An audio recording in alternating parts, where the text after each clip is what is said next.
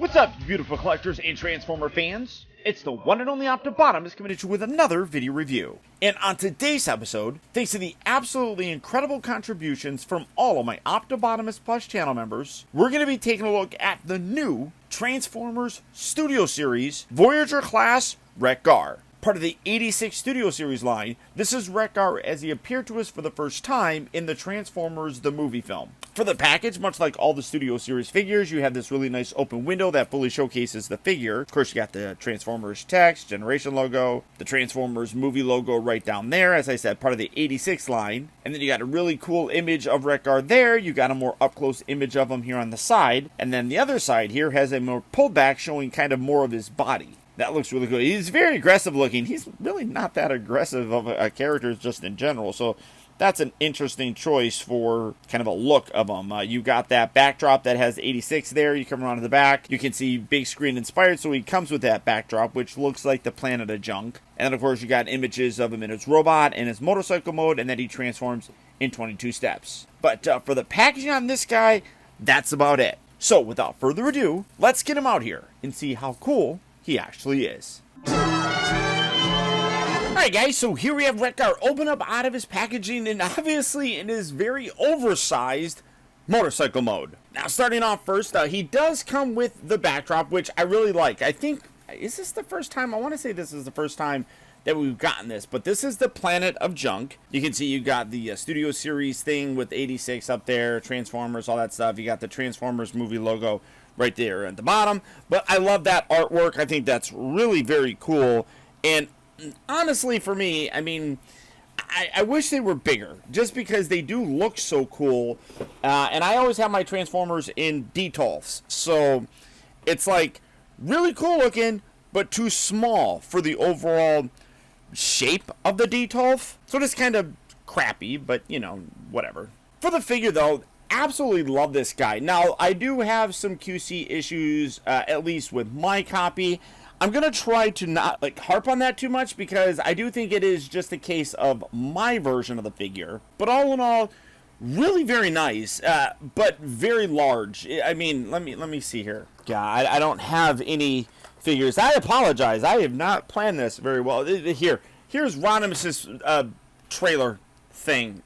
So I mean, you can see that it is really quite large for what a motorcycle really should be. It does work pretty decent for, obviously, like, robot modes and stuff. I mean, here's a Marvel Legend figure. So, I mean, you can do that. I mean, although that does look like a little bit crazy. But here, in case worlds collide, here's Deluxe Class Cheetor. And that's not bad, but you can see that actually is pretty darn cool, and you can rotate the fists around. In a lot of these figures, they have swivels and stuff there, so you can have him actually holding on there. I mean, that is pretty decent in terms of a comparison of sorts, so I like that. He does come with his weapon. I accidentally pulled it off. It just plugs here in the back. It just kind of sits right there. It's kind of a weird place for it, but there that is. You can spin that around, and it goes really funny. Well, that's a pretty good spin, although because the frame rate is high on the camera, it looks actually like it's going backwards, which is a funny thing. That's cool. So really good spin on there. Let me get that out of the way and get Cheetor off of the bike. In general, though, I mean, despite the fact that it's big, it looks really good. Motorcycles are always one of those ones that are really weirdly kind of proportioned, just because you want them to look better in robot mode, so the vehicle mode is going to end up being pretty big. And that's kind of true with a lot of things. Like, for example, when you look at like the aerial bots, deluxe size jets are kind of small, honestly. But this guy looks good. You got some nice gold paint on there. I kind of wish that they put a Autobot logo right there. That would have been a cool additional touch, because there's not really any Autobot logos that I can really see. Even in the robot mode, there's not. I mean, technically he's a Junkion, so he is an Autobot, but he's not an Autobot. It's one of those weird things. Now, he does have kickstands here. You have to really utilize those. They're hard to get out. They kind of get up in there really well, so it's you have to use fingernails to really pull them out. But otherwise, he just kind of goes off on the side. And when I did get mine, I want to say it was this one, was ridiculously warped in the package. I did have to heat it up, and it's better now, obviously, but you can see, you can just have him lean. He does kind of roll, but you can see he does have the spikes on his thing, so it's the... That's, you know, actually that's kind of a cool sound for... Kind of sounds like a motorcycle. That is actually kind of neat. You have some nice silver paint here for the engine and everything. In general, really very nice. You got these little side bits that are just going to be for his hip that you can lift that up. But very simple, as you can really see. Transformation is insanely easy. First, we're going to pull these feet. They tab here on the bottom. Bring those around and then spread the legs out so that you can take the tire out. Yes, parts forming. Oh no, parts forming. Straighten these out. And then you're going to bring the feet down like that. Come around here to the front section. And then again, split that and throw that away. You do have it tabbing underneath here. It kind of just pulls away eventually. So just kind of pull that away and then swivel that out like so. This hole then will come back. Let's see, bring this all the way forward. This piece here, kind of make sure that these arms stay out of the way. Collapse the actual bluish translucent windscreen here, push that down and then collapse this entire section down. That will click into place. This whole bit here, accordions up, and then you have this. Let's see which way. Yeah, you want to bring it back like so. So then straighten out these legs, and then this piece here will come down and tab into place. That's gonna sit there. Let's get that. This whole bit here folds forward, keep that completely compressed, and then this bends down. And then on the inside here are some slots that lock into this, so that bring that around, squeeze that into place, give that a good squeeze, straighten out his head, straighten all that, rotate his arms around like so. This these little handlebar things, we're going to rotate those all the way around to the back and then pull out his hands. And again, these get in here really tight. There's a little lip right here that you pull out that makes it a little bit easier on that one. This one, it's a little bit more stiff. So let's see if I... Oh, no, that was easy. All right, maybe I've just loosened it over time. Bring that around. Straighten everything. To complete his look, you're going to take this tire. You got the center section with the hole that just kind of goes through that spike and then clips down into place right there. Do that on this side as well, because in the cartoon he had them, most of the time he had them on one side. Sometimes it would alternate, but you can do that if you want, because both of these sections here do have a locking mechanism. But again, cartoon accuracy wise, should be on that side. Oops. My bad. Make sure that's nice and tight. There we go. But and then just kind of manipulate his machine gun jubblies. There we go. And when you're done, there you have WRECK-GAR in his incredibly accurate vehicle mode. And you know, honestly, I really like the way that this figure turned out. Now, as I did mention earlier, there are a couple issues that I do have with it, but fortunately, they are just quality control aspects that, at least it's my hope, that they are just on my copy, and that not everybody's going to have it. We'll get into that here in a bit. As you can see, though, you do have his weapon.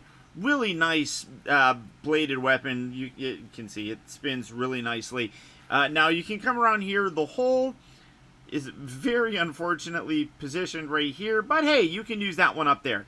Just plug that into the back like that. Kind of sticks out. I kind of like going around like that so you don't really notice it nearly as much, but there you go. Now, as I was talking about, it's the QC sort of thing. For me, and you can kind of already see it, it's how loose this waist is. Now, when you go to about there and about there, everything's fairly tight. It's just a little bit, and you can really see it because the tire here adds a decent amount of weight to them, and that just is really flimsy. And I'm not a big fan of That's definitely unfortunate, and it just it doesn't really sit well with me. The other thing is that this section right here, it locks in, but it's a very loose joint that you can see it comes out fairly easily, and that does kind of suck. I mean, it does just sit there, and who's going to be going around like that with their figures? Probably not a lot of people, but it is something worth noting. Other than that, I absolutely love the way that this guy looks. Now, initially, I thought when I first saw him that he was kind of big, but I'm glad to say that he's not oversized, which is honestly what I initially thought. For comparison, here we have him with the people that first met him, that being Cup, and of course, here we have Hot Rod. Now, these are deluxe size figures, so they are going to be a little bit smaller, but this, going back and rewatching the film, does seem accurate in a lot of scenes. The one that I'm thinking of in particular has him in the background and has WRECK-GAR kind of in the foreground, and it might be just a forced perspective sort of thing, but the way that it looked like he was much smaller, and that's recreated here, and I think it is a real good sort of look for him. He did get smaller as time went on, so I don't know. It's one of those things where I guess your personal preference may come into it. I don't think he's really all that bad looking, though, honestly. But he is a really great looking figure. The aesthetic, the colors, everything on here is just about as perfect as you can get. Coming in to take a closer look at that head sculpt, you can see that looks phenomenal. The only thing really, I guess, for the overall appearance of him that's not accurate is the smaller little goatee section. You can see you got a little bit of one right there. It was much longer in the cartoon. And then, yeah, you do have little nipple guns. It's accurate, and it's weird that they're articulated, but it comes in handy for the actual motorcycle mode, because in robot mode, you kind of want to have them angled like that, but when you see them going back, you do have to kind of angle them up a little bit to kind of have them being straight. So I like the fact that they put that there. You got the nice spikes. One thing I would say, again, just be careful of these. If you get them out of the package, you can heat them up and then just kind of bend them back into shape and then let them cool down, and they should be fine.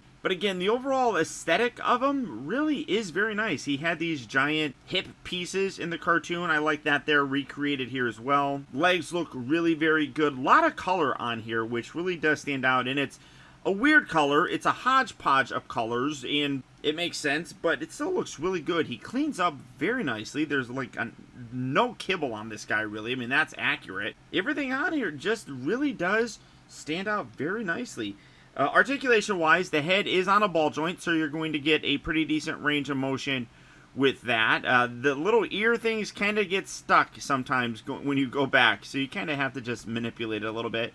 You do have a swivel and a hinge here for the shoulder. Again, I love the fact that they're covering in some of those gaps, so you move that arm out and you got that little filler piece. That looks really cool. You have a swivel at the upper part of the bicep. You have a hinge at the elbow. Wrists actually do rotate, which is nice, and you can even see some really nice sculpted in detail on the back of his knuckles right there. That looks really very sharp.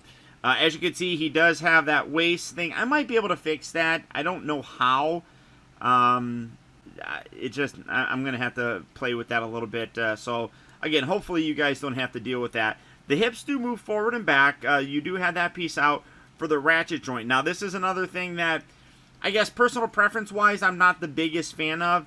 I like having my figures have a little bit more of a spread. I mean, this is very straight up and down, which doesn't look bad, but I usually like having a little bit of a spread with the legs. The problem, though, is the ratchet joints. You either have it just like this or right there. And that's a little bit too extreme for me. It's a personal preference. I know I'm nitpicking, but again, I just want to mention it. I just find it interesting that they put ratchet joints there when you don't really need that extra stability. That's kind of a weird use of them, I suppose, but it is what it is. You do have a swivel at the thigh section. You do have knees that bend both ways, which it's definitely strange. You do have ankles that move forward and back, and you also do have that tilt, and again, you got that little space gap cover thing, which works out perfectly. So for me, this is a home run. I absolutely love the aesthetic and look of him. Are there a couple things that I wish were done a little bit differently on him? Yes, but not nearly enough to make me not absolutely love this figure. Now, transformation back is really very simple. First, we're going to pull these pieces off. Just kind of set those off to the side for right now. We're going to bend his feet back, bend his wrist back like so. This will more than likely come detached, so just go ahead and let that go if you really want to. But then take this whole section here, pull this forward, and accordion this all the way out. This piece, kind of move those out to the side, and you're going to want to take this windscreen, lift that up, and then pull this whole piece out, rotate that around just like that. Then you're going to take this. This is going to fold down like so, get that kind of out of the way, angle that back, and then bring this whole assembly up and tuck his head underneath there, and then keep that fairly straight like so. Then you're going to rotate these arms around and then bring them in, and then rotate at the actual forearm section. So if you did that right, there you go, it should line up with the little holes on the bicep area. So again, bring that down. Oh, wait, let's see, rotate that up, spin that around, and then tuck that up, lock that into place. Well, I guess you could have put the tire in here at that point. It doesn't really matter. Just sandwich that like so. Make sure those little posts stay locked in fairly decently right along there. And this is what I was talking about, where the little nipple things, it comes in handy to be able to angle those up, because that you can see from the chest perspective, they're now pointing up. Vehicle mode, they're now pointing up, which is what you basically want, because that's going to be them front facing. But if you had them in the proper orientation for the robot mode, you can see that that one would be angled down. So push those up just like that. Straighten this whole thing up, and then bend here at the knee till you hear a click. And then on the outside of his toe, you got a little slot that's going to come up and lock into this little tab right there. Just slot that in, give that a good squeeze. Again, bring that other tire around, put that in there, put that there, bring that up, and lock that into place. Hold on, get that there, and push that all the way in like that, and then just kind of stretch that around. And when you're done, rotate these little bits around so that's properly configured there. And then I guess you can take these, and the fingernail thing doesn't work very well. Pull these little bits out. There we go. There we go. All right, just like that. But when you're done, there you have WRECK-GAR back in his motorcycle mode. Overall, though, an absolutely terrific figure. You have a vehicle mode that absolutely captures what he should look like. And that goes the same with his robot mode. Both modes absolutely capture the way that this guy should be. Transformation, while yes, is fairly simple, I don't really see the need to make it overly complex just for the sake of complexity. It works, and it works really well.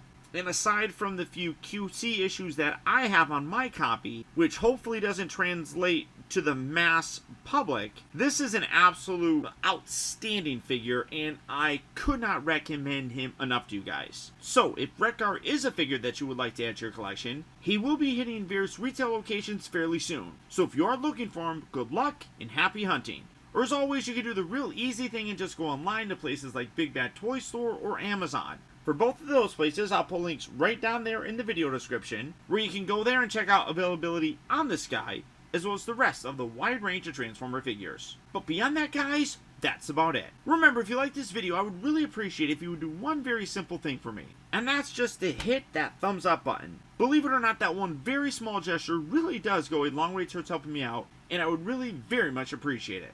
I also have to send a huge shout out to all of my Optibotimus Plus channel members, who through their continued contributions, now more than ever, help to make reviews like this possible. And if you'd like information on how you can help support my channel by becoming a channel member, where you can get exclusive channel chat and comment emojis, loyalty badges, early access to video reviews, access to the Optibotimus Plus only Discord, exclusive channel unboxing videos, live streams, Zoom calls, as well as the occasional giveaways like all of these guys do, then please consider becoming a member of Optibotimus Plus. And for that, all you have to do is click on that little join button right down there. And as always, guys, remember, ba weep, grana weep, nitty bomb.